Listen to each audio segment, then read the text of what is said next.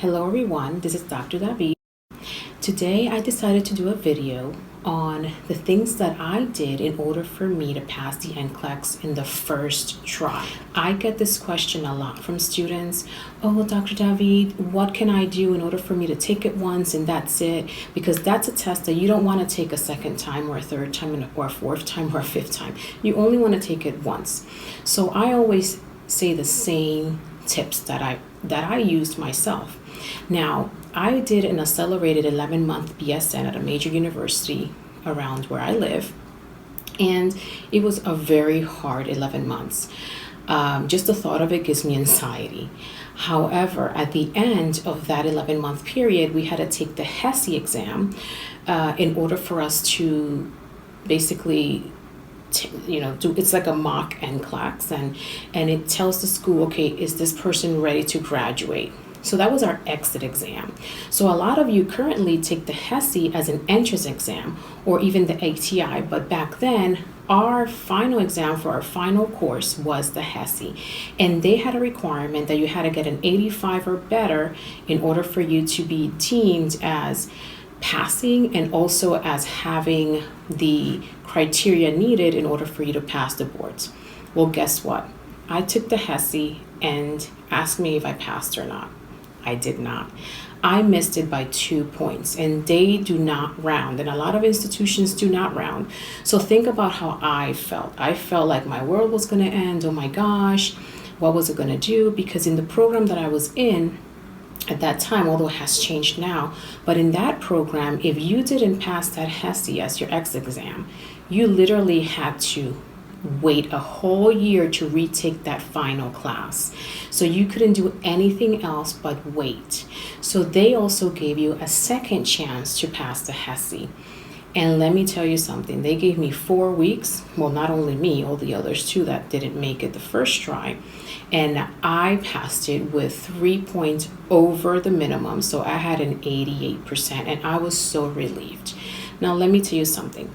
The HESI at that time, it was a good test, but will I say that it's a good predictor of how you will do in your NCLEX? I'm not sure. In the honest truth, I don't think it was, because the NCLEX is a totally different exam. The NCLEX gives you a question according to how you answered the previous. The HESI or the ATI is a set amount of questions. So if there are 100 questions, just because you answered question number 1 a certain way doesn't mean you're going to get a different question number 2. It's a standard. These are your 100 questions. The NCLEX is different. The NCLEX, the way you answer the first question determines what other question you get after that. So it's very different than what the HESI was. However, it did prepare my mindset in understanding how the questions were asked. So for that, I was very appreciative of that exit exam. Now, after I did that HESI, I already had interviews lined up, and I started a nurse residency program where they hired me as a graduate nurse. And this position is usually given to those individuals that have finished nursing school but are waiting for the ATT, which gives you the ability and the authority to schedule your NCLEX. And it's a mix of numbers and letters at that time. And while you studied for your boards and you wait for your appointment time and date, you were able to work. So I decided that I was going to study for about 4 to 6 weeks before I took my boards. Could I have taken them right away? Probably, but I wanted to make sure that I did everything I could so that when I went in there, I did not take it a second time. Now, one word of advice that I have to tell you is, not only should you prepare at least for 4 weeks before you take those boards. And I do know that there's a lot of people that as soon as they get that ATT number, they register and they take that test within a week. One of my very good friends did that same thing. Great for her, but it was not something that I wanted to do for myself. So if it works for you, great, but I'm just telling you my experience. So I waited about 4 to 6 weeks and I studied. That's the number one tip. You want to make sure you go in there comfortable and confident. Okay, I used the Saunders book. It's a very thick book. However, everything you need to know is in there. I also did the Kaplan course, which is a course that was offered by my university as one of our last things to complete for the school, and I also did it on my own. So I went there once a week. We did a pre-test, and then they focused on test-taking strategies. So those two things helped me a lot. The Saunders book has a pre-test that you can take in order for you to determine what your weaknesses are, and that is where I focused. So I, at that time, had a little bit of a problem with neuro, so guess what? I started in neuro. Because if I was okay in mental health or in cardiac, why waste my time? I wanted to make sure I go to my weakness part first. Then after I studied for 4 to 6 weeks, my appointment time came, and guess what? I felt confident because I made sure that I got that extra studying in. During the school year, you want to make sure that every single day you're doing between 25 to 30 questions, okay? So the point is that by the end, or up to the point of when you're taking that NCLEX, you've already done at least 3,500 questions. This might seem like a big number, 3,500, but if you think about it, if you are in a 1-year program or even a 2-year program, if you're doing 25 questions a day, the numbers add up. And remember, you're also doing questions for your test and practicing for your tests that you take or quizzes. So you should also count those. But now that we all have smartphones and there's so many apps out there, get an app, and if you take the train, the bus, or if you are carpooling and you're a passenger, or you have a few minutes break in between classes or after school, just do questions. And very important for you to also read the rationales. But make sure that you are reading those rationales, because when you read those rationales, you really get a sensation and an understanding of why that was the answer. As opposed to, okay, I got that right, let me move on. I don't care if you got it right, and definitely when you get it wrong, I want you to read the rationales. And then after you've studied, okay, for example, if you did the Saunders book and now you've studied for those few weeks, then you do the post-test. In the post-test is where you're going to see, okay, wow, I did improve in neuro, I did good here, but which one did you score the least on, even though you were passing in that post-test for that section? But go to the section that you scored the least on and review that, because that way you feel even more confident when you're going into the test. Now, my next tip is make sure, let's say the day has come, is the day before that test day, and you're like, oh my God, is there anything else that I have to study? We all get nervous because there's something that we missed or whatever. Listen, I always tell my students, if you don't know it by the day before your NCLEX, do not waste your time trying to learn it the day before. You shouldn't be doing anything on the day before. On the day before, you need to relax, just do things calmly, not think about the test, although it's easier said than done, because I was thinking about it.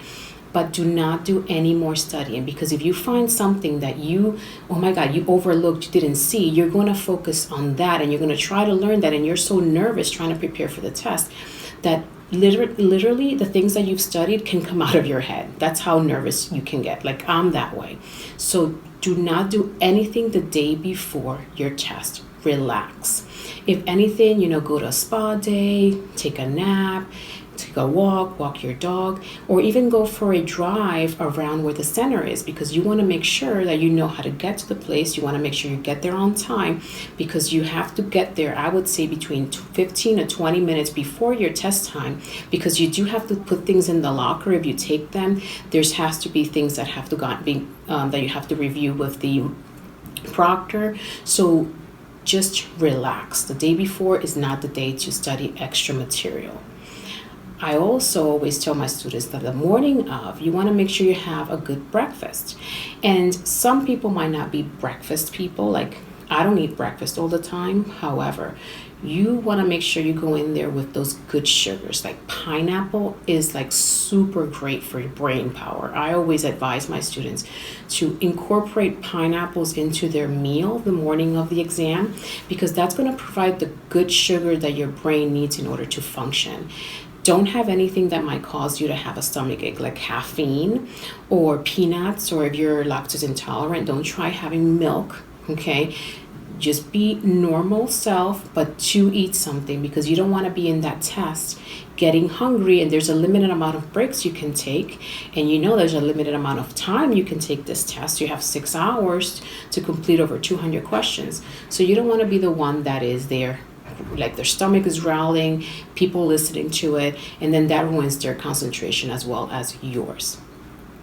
After you take your exam, relax.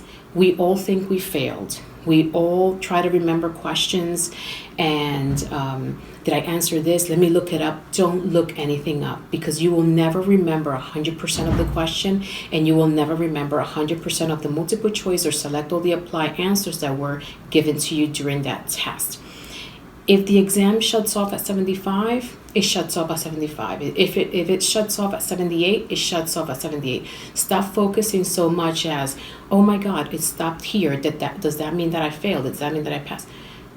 You did the best you could. You prepared the best you could for this test, and it is what it is.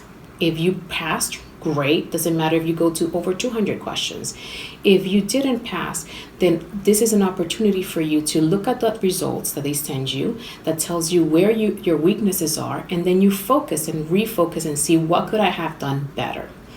One word of advice that I do tell all my students is, when you get into these test rooms, they give you like an 8.5 by 11 paper or a little board that you can erase.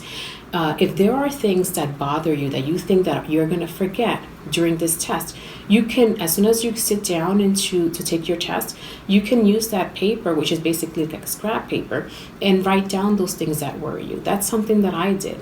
I put down lab values that I always kind of forgot, or therapeutic levels, developmental stages. So once I put all that information I had in my head onto my scrap paper, that left room for me to actually breathe and say, wow, I don't have to concentrate in knowing this information right now, like having that information in my head, because it's right here for me in case I get a question like that. I'm telling you, I did that, and I must have gotten like 12 questions that where I just literally referred to my paper that I wrote down. So know that that's something that's there for you, okay?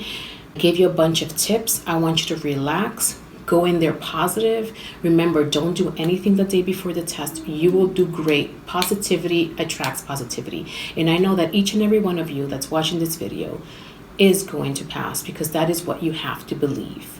This is a test that it is difficult, but if you use your critical thinking skills, you will do well. If you're struggling with test taking strategies, I've done 2 videos on that. I have a part 1 and part 2, and I'm going to continue to a part 3 and part 4. Make sure you're looking at those videos, because they're extremely helpful. I do NCLEX questions all the time, so I do understand how they're written and for what purpose, what information we're trying to gather from students. So make sure you're watching those videos so that you can also go in there with those strategies in place. So I hope that you like this video. Make sure you put your comments below or any questions. I'll look through them. I'll answer them as much as I can, and look forward to content that's coming up in the future. Also, go back to drregisterednurse.com. There you're going to be able to find a bunch of quizzes and NCLEX style questions that will really test your critical thinking skills. Well, I wish you a great rest of your day. Bye.